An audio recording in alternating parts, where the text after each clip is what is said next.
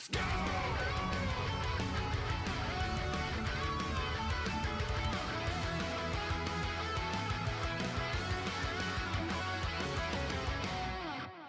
We're trying to catch up on stuff, and this one is a bit late to me. It's coming from John Q. Oh, John, I think I saw you in the chat. This is why Remake exists. I've been hearing really good things about this from Subtext and Blitz and Nico and like everybody else, right? We're just talking about this. Yeah, shout outs to John. He's in the chat right now. Long story short, these videos that put in a whole bunch of work to go throughout both games, which have a lot of dialogue and a lot of mystery and a lot of subtle nods and references, don't exactly paint a very clear picture. And that's by design. Like the devs have literally said this. It's by design that they do not want to give you everything because they knew that this series is not going to give you answers. They have to have something interesting to happen in between. But still, there is a lot of us that were coming across pretty obvious conclusions in part one that were leading us to think like, bro, like this is not just a remake. Like what is happening? And then obvious ones in Rebirth, where we've talked about it many times before, and Subtext did an amazing job with his video and we reviewed it. And he went back through every game to support his theories that, you know, Final Fantasy VII Rebirth is like practically a sequel. Like this game series is pretty much like a sequel, was sort of the conclusion about the Subtext video, you know? So anyway, apparently this is why FF7 Remake exists, talking about Shattered Planet. I'm assuming this is something to do with what most of us understand to be the multiverse. And the more we looked into it, it seems like it isn't really, because the multiverse doesn't seem to have like a past, future, and presence. They're like worlds. So this world that they're pulling things from doesn't seem like it lines up with what a traditional like Marvel multiverse kind of thing is. I'm hoping this is what this is sort of about. Let's just jump into it, see what John is promoting, and I'll be pausing this throughout and adding thoughts and all that kind of stuff. It's a little bit over 30 minutes long. What if I were to tell you that all along, from the very beginning, and especially right up to the end, Sephiroth has been telling us the answers to all of our questions? Yes.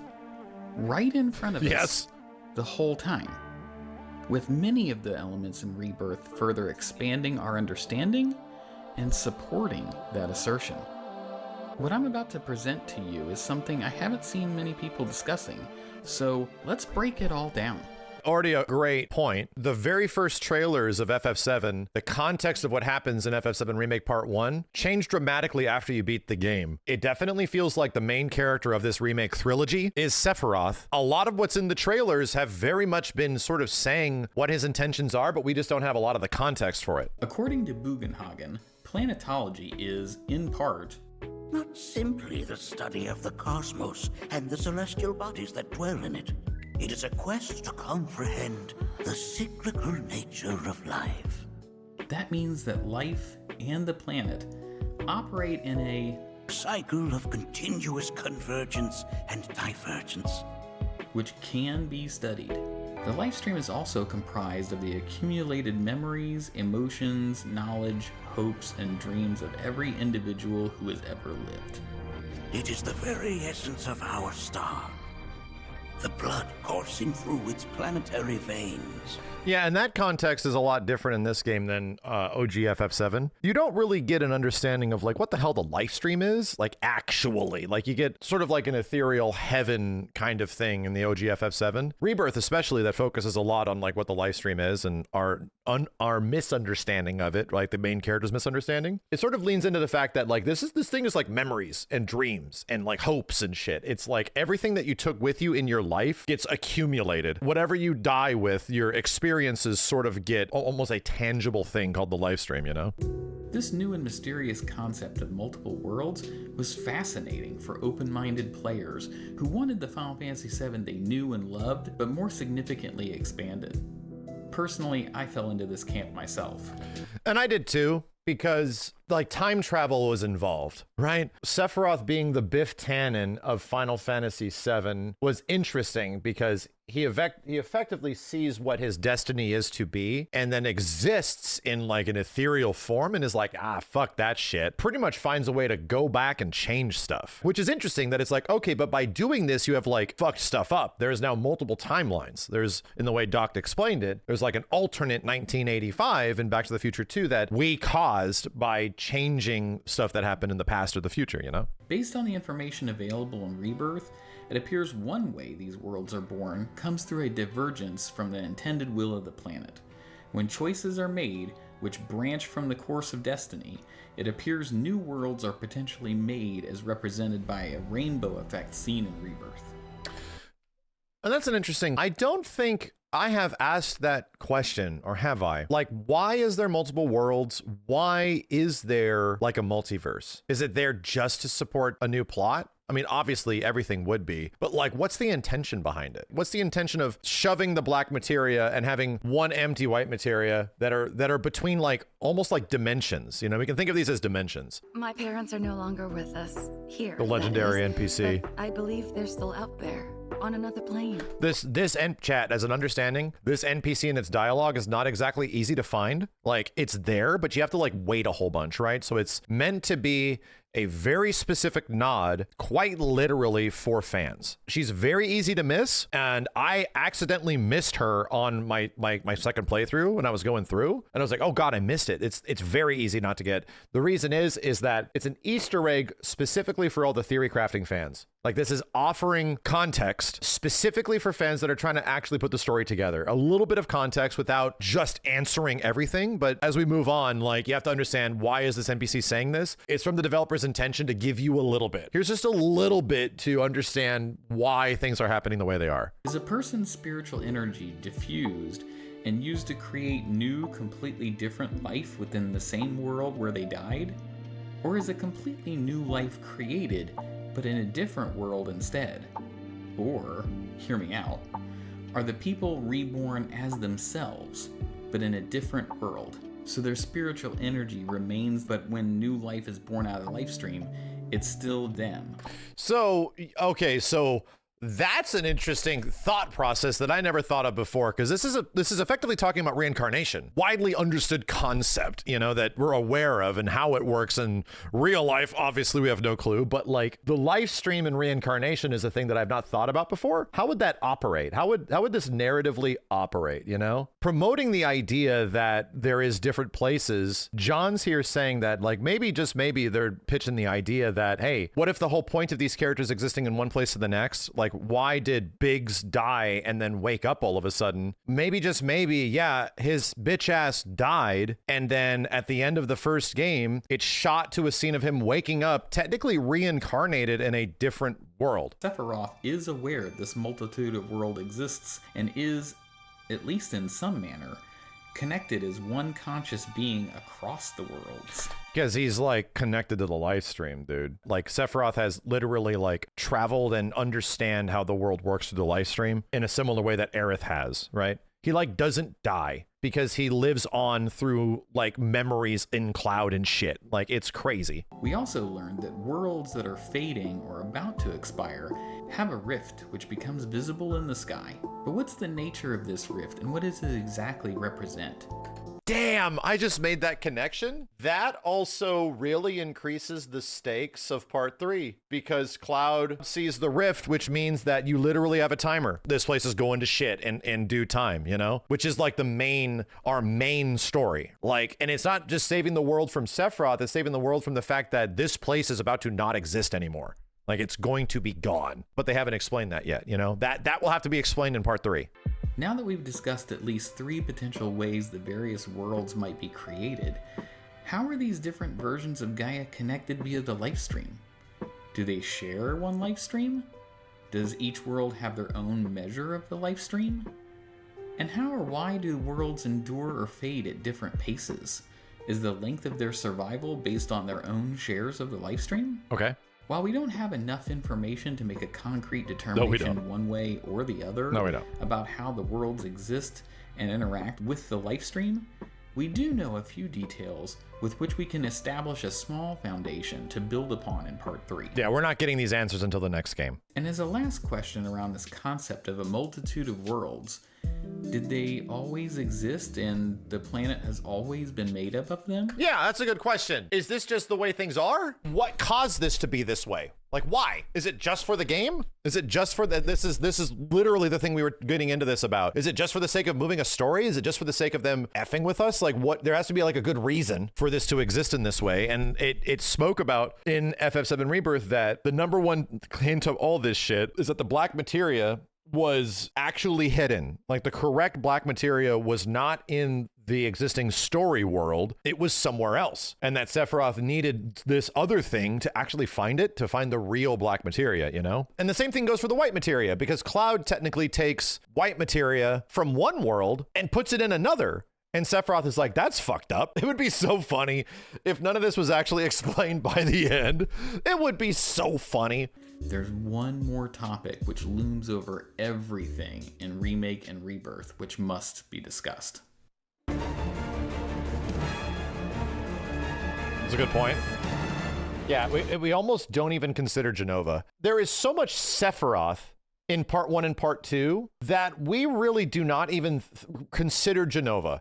In fact, in my theory crafting, as we move forward, it is actually one of my long-running big brain theories that I think that Sephiroth usurps Jenova. He's sick of like doing the bidding of either his peers or Shinra or even Jenova, like telling him that this is what you have to do for, you know, your great mother type of stuff like that. I actually predict that eventually at some point he goes, nah, how about I choose, you know? And I wouldn't even be surprised that at some point towards the end of all of this that he actually like turns on her even. Did Jenova arrive via the Gi's homeworld that it had already consumed? When Gi Natak is narrating during the final battle of the Gi village, he describes the end of their homeworld. With the passing of eons, the star we called home began to wane, until at last it was subsumed by your own. What the fuck? We always thought they were aliens, but I did not hear that. I mean, I remember listening to this, but not putting together that, yeah, we came from somewhere else, but our planet was pretty much fucked over by yours. The calamity of the star that threatened us ages ago. The voiceover in the very first trailer that was shown for FF7 and FF15 is 100% Gi Natak. It's not a general VO guy that is just saying shit that is like, oh, he's talking about the fans. No, no, no, no, no. No, no, no. So is the insinuation here that Jenova might have been the driving force behind their original world's destruction? Jenova also possesses an ability to mimic the dead. Though in time we triumphed over the calamity visited upon us by the stars, tragedy would nevertheless be our ultimate reward. For the children of men feared us. For the children of man envied us. Perhaps their enmity was seeded by our celestial adversary. None can say. Lastly, we know that Jenova was successful in basically killing off pretty much almost all of the Cetra. Alas, the ancients themselves are long gone. 2,000 years ago, a meteor brought an end to their civilization. Regardless, we have been forsaken by fate. Oh, shit. Jenova was the meteor. That's why the crater is there. They summoned her. That sort of has been in front of our face the whole time. There's so much dope explanation of moments we pay the least attention. Exactly. Like everything that's said means something. The idea that like, no, they were successful to kill shot the planet and it took time and something eventually prevented it from being that way, right? Something stopped it. The other issue is that there is effectively a society crumbling entity inside this thing that is going to render all of human existence asunder by manipulating their hearts and emotions into eventual tragedy, you know? It's just gonna get in you. Perhaps the Cetra knew enough about the planet to be aware of its multiple worlds, and how— Oh, fuck. Oh, fuck. Oh shit, that's why there's multiple worlds. They had to stick it someplace else. They literally, because the last of the Cetra probably used whatever power they have left in connection to the planet, and they're like, this thing's too fucking powerful. We have to stick it in a place like the Superman 2 shit, the glass void, where they stick Zod. We have to put it someplace where it doesn't fuck with anything. Like, it won't be able to leave the Phantom Zone. We have to stick it in another dimension somewhere, which is like this entire idea that there's multiple worlds. Why is there multiple worlds? In what way does this need to exist, you know? But even if they did, how would that help them in their battle to subdue Jenova? Here's the reasonable explanation to me, and the case I'll make for how the blurry picture on the puzzle box looks to me by the end of Rebirth. The planet was once whole and served as the home of the ancients. Original FF7. That's probably what's going on here. This is probably like OG FF7 is what this is, you know? We're just gonna say it's 7 worlds. That'll probably be how many the number ends up being. If this is truly how the puzzle fits together, it appears Sephiroth may have figured out... Yeah, that's what I'm getting at, is that the Promised Land is not like a pretty flower field, you know, where Mako runs free. The Promised Land is a planet that exists without Sephiroth or Jenova. The Promised Land isn't some Rakurim, it's not Nirvana, it's not heaven. It's just a place that exists without the malignancy of this bitch and his mom, where it can actually not have to worry about protecting itself from like an interdestructioning, you know, like enemy within type of thing, you know? That is what the Promised Land is. The Promised Land is just the world free of Sephiroth and Jenova. It appears Sephiroth may have figured out the box's cover art as well, with his words and actions backing it up. Let's evaluate what we know about Sephiroth and his master plan based on what has been presented in Remake and Rebirth. Cloud believes he wants to finish what he started.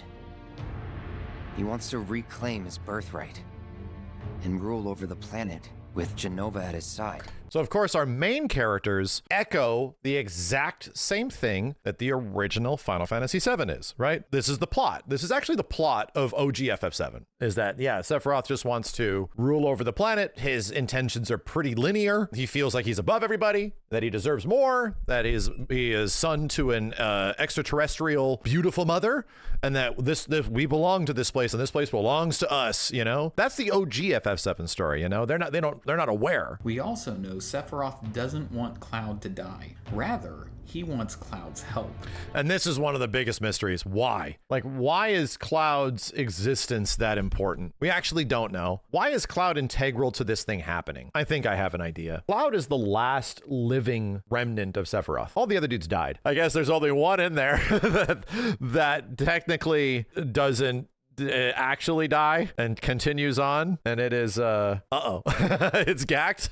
Cloud is technically Sephiroth's like Horcrux, right? God damn, it's also a Ghostbusters 2 reference where Vigo wants to be reborn, a child, right? And technically Cloud is going to become like Sephiroth's physical manifestation in some way, because he literally has Sephiroth genes inside him, has all the S cells and stuff that Hojo made him. So he's the vessel. Exactly. He is the original Advent children. Hey, there you go. He is like the OG Advent children.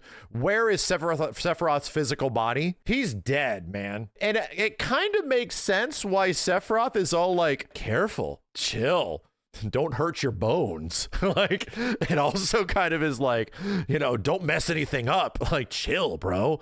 We don't want to actually hurt anybody. Like, hold on. Like, he's got easy now. Like, he doesn't want like what would effectively be his fucking vessel to be all damaged and shit. Like, chill, my dude. Sephiroth wants the black materia, presumably to call forth a meteor capable of causing catastrophic damage to the planet, as seen in Shinra's visual entertainment hall during Remake and also shown in Rebirth.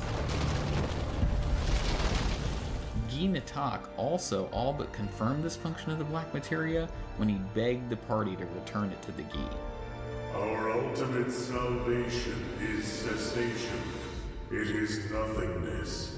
Our wish is not to exist, but rather to no longer exist. Sephiroth appears to have needed the party to help destroy the Whisper Harbinger and break the planet's hold over Destiny so he could take control of the Whispers himself.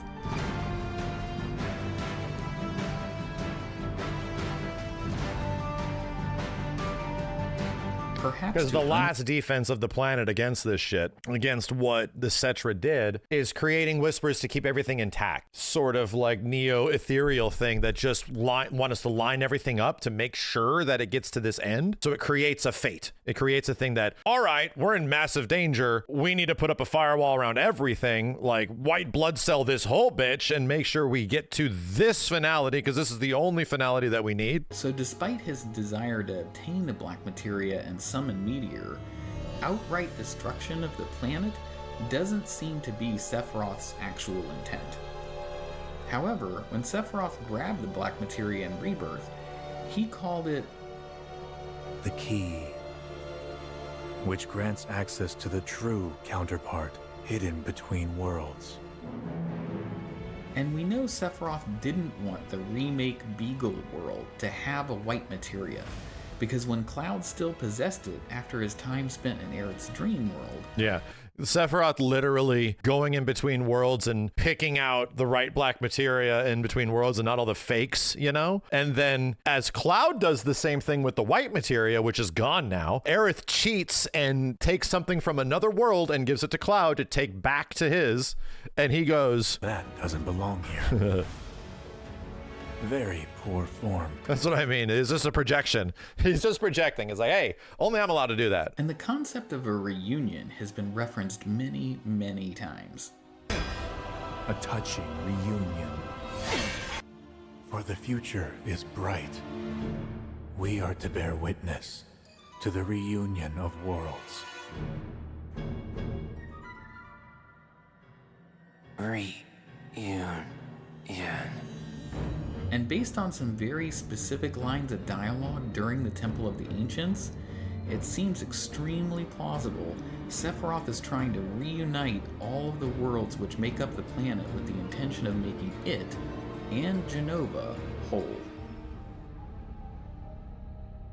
Yet I shall remain. And while we've gone over most of the evidence to that effect, there's still one disturbing part of Sephiroth's plan that I still want to address. From what we've seen across multiple worlds, it appears Sephiroth is intentionally hunting Aerith in every world with the intent to kill her.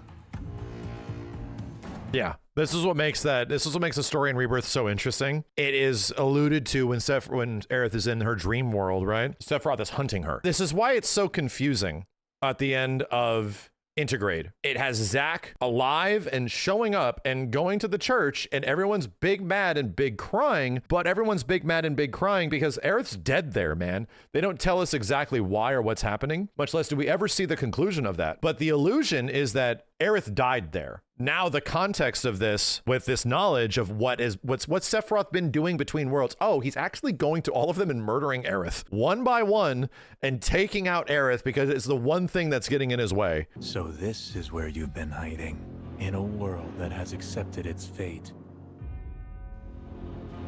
Just as you must. How can you want this, Sephiroth? How can you want an eternity of loneliness? Be gone. Your part is played. With this context, when Aerith runs at the introduction of Sephiroth's theme during the opening of the remake, ain't the same. A whole new meaning is added to that moment.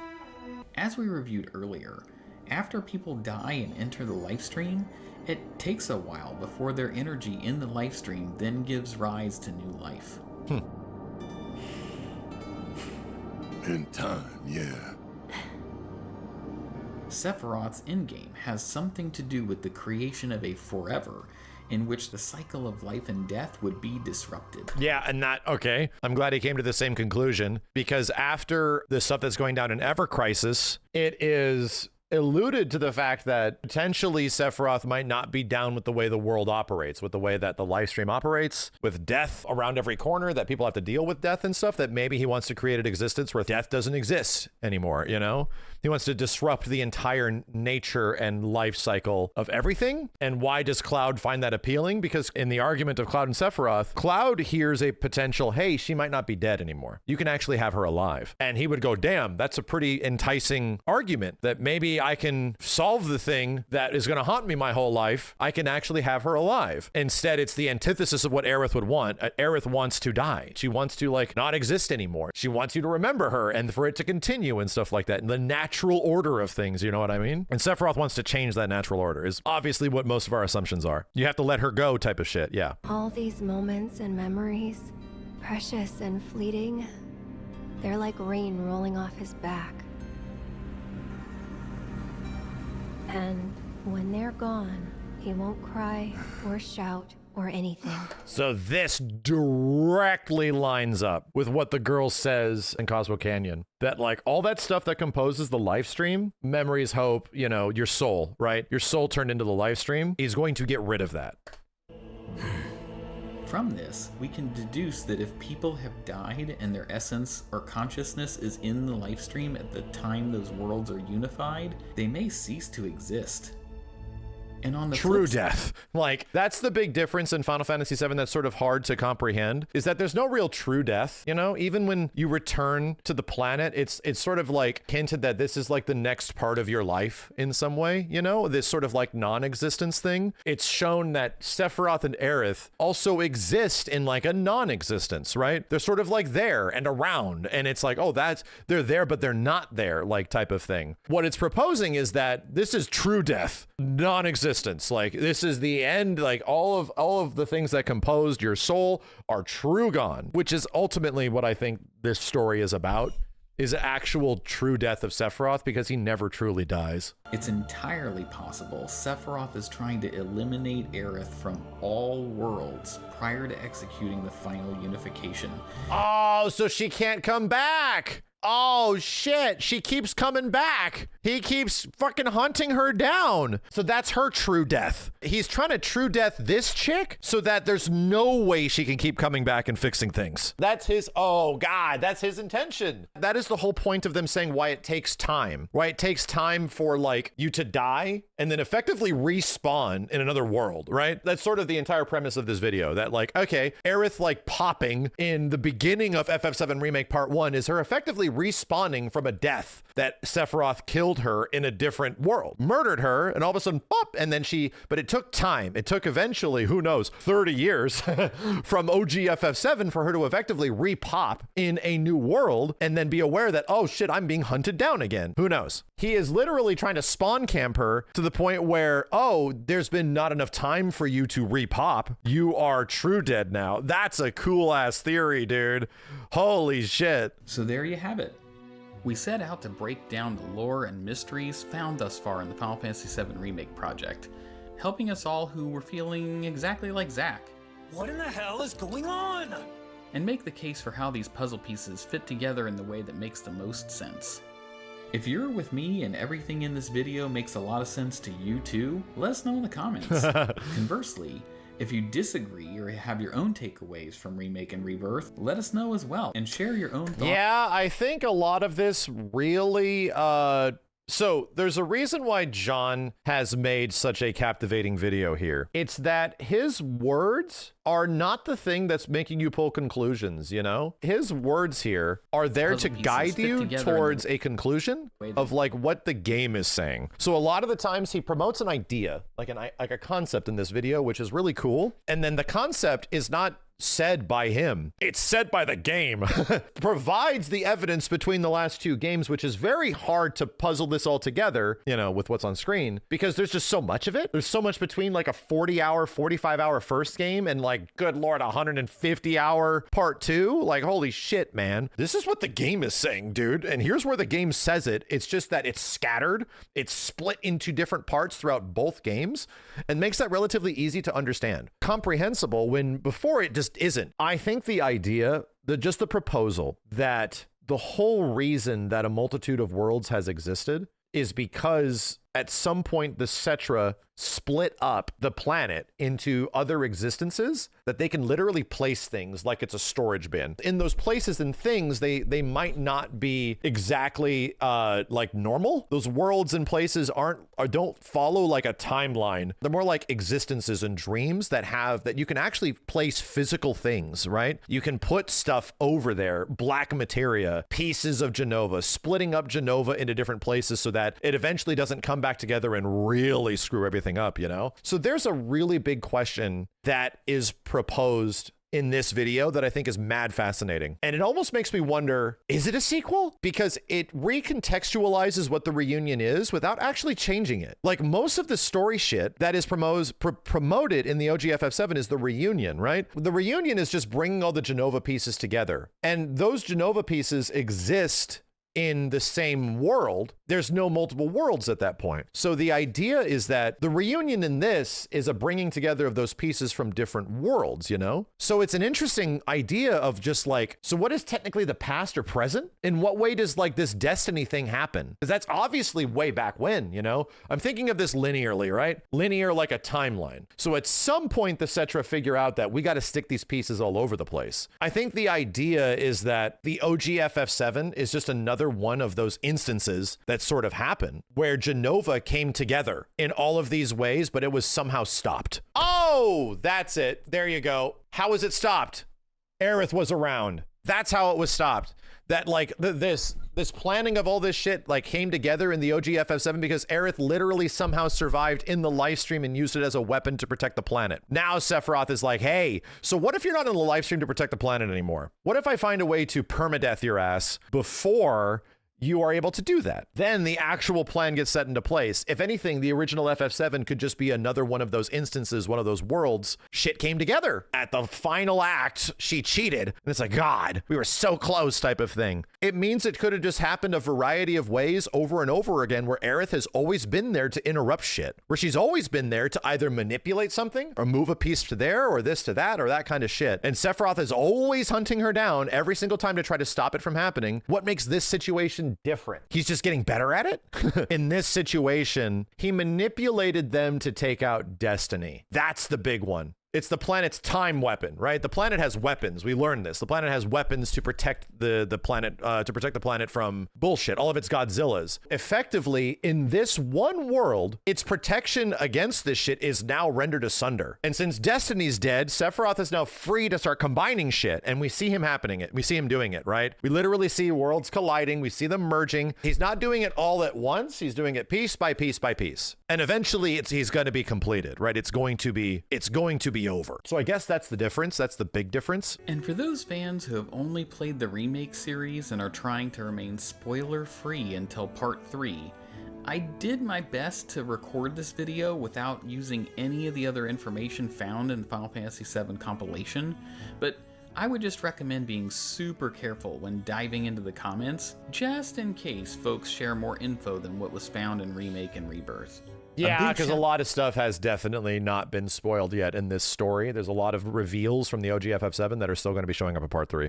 Shout out to Blitz for helping me to give shape to the ideas bouncing around in my head. Go check him out on YouTube, Twitch, and all the socials. Also be sure to check out Kilkabeats, who provided all of the fantastic... Oh yeah, I've literally listened to this on every once in a while. Yeah, I think I literally had these in the background during one of our theory streams like years ago. This stuff is great. Lo-fi tracks that are found in this video. You can find their awesome video on YouTube and linked in the description as well. And also to my wife, who's been so supportive as I've started diving into content creation. Thank you so much for exploring these topics with me, and I'll see you in the next video. Yeesh. Okay. I mean, is it over? Are we about to get something else? Oh yeah, Tifa is also Sephiroth. Dun dun dun. Oh shit! What do you mean? And then it stops. What do you mean? And you what? If they pull this shit off, right? If they even pull this shit off with a 50% batting average, with like, if they even hit this at like a 50% batting average of what people are talking about and what we are feeling, like where this is going, holy shit, that final game, dude. Wow, that shit's going to be crazy.